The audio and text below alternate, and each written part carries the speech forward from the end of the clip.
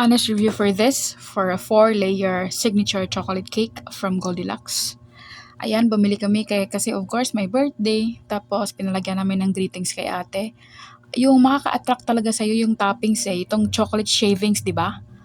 So, ayan, binuksan namin. Pumunta na kami sa my birthday. So, ayan, super excited. And then, masaya po yung nakatanggap ng chocolate cake na ito. By the way, I think this is 799 pesos.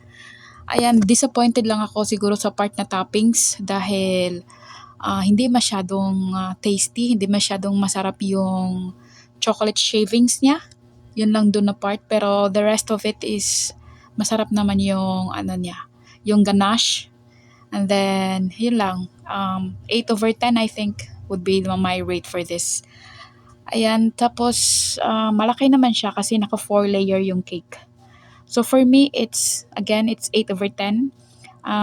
Nothing so special. Maganda lang talaga yung presentation niya kasi may chocolate shavings and then yung ganache chocolate. Still, masarap pa rin from Goldilocks.